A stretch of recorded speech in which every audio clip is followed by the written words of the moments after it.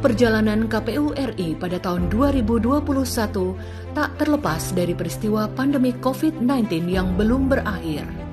Torehan tinta sejarah, tepatnya tanggal 6 Januari 2021, adalah momentum penting dengan dilantiknya Bernard Dermawan Sutrisno sebagai Sekretaris Jenderal KPU RI, menahkodai Sekretariat Jenderal menyiapkan profesionalitas kesekretariatan Komisi Pemilihan Umum khususnya menghadapi pemilu dan pemilihan serentak 2024.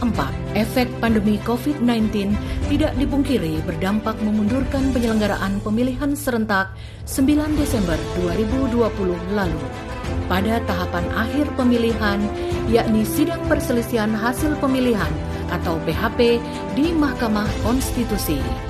Terdapat 16 daerah melaksanakan pemungutan suara ulang dan 1 daerah penghitungan suara ulang.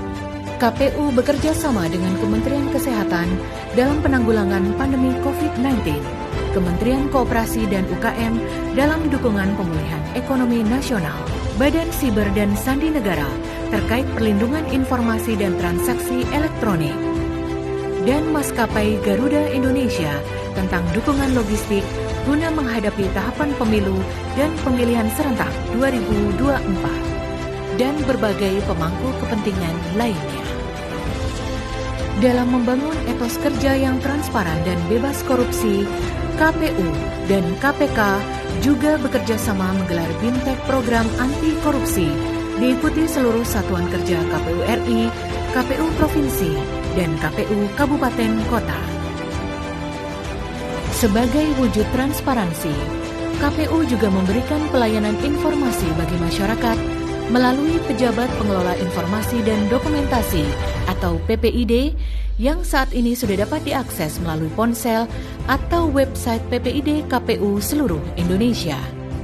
Selain itu, KPU juga menyerahkan data hasil perolehan suara pemilu 2019 kepada stakeholder terkait, Kemendagri, Bawaslu, DKPP, dan Arsip Nasional, serta partai politik peserta pemilu 2019.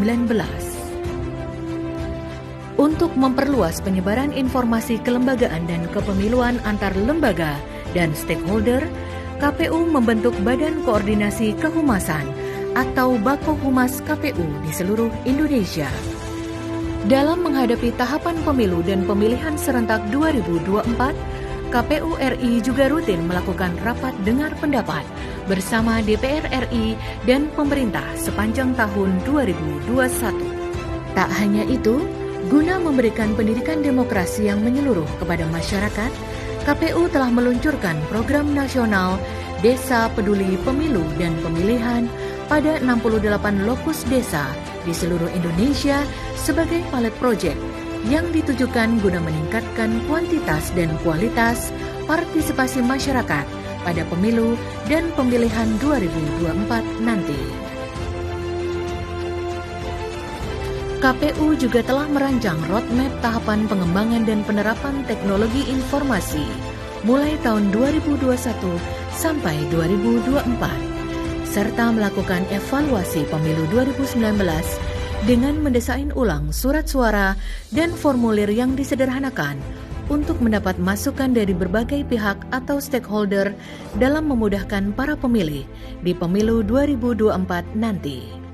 Terdapat 3 desain, yakni 1 surat suara, 2 surat suara, dan 3 surat suara. Sepanjang tahun 2021, sederet prestasi berhasil diraih KPU, mulai dari keberhasilan mendapat predikat wajar tanpa pengecualian atau WTP atas laporan keuangan KPU tahun 2020, juara 1 Lelang Awards kategori lelang non-eksekusi wajib, juara 2 BMN Awards kelompok 3 kategori utilisasi, juara 3 BKN Awards, serta terbaik 1 Jaringan Dokumentasi Informasi Hukum Nasional kategori lembaga non-struktural. Pada kesempatan yang baik ini saya ingin menekankan bahwa kunci utama yang menentukan kualitas pemilu adalah penyelenggara pemilu yang profesional dan berintegritas. Karena itu KPU harus betul-betul menyiapkan semua tahapan-tahapan dengan detail, dengan rapi, seperti tadi disampaikan oleh Ketua KPU, sehingga kepercayaan pada penyelenggaraan pemilu akan semakin kuat. Persoalan teknis akan menjadi politis yang dapat mempengaruhi kualitas pemilu, karena itu segera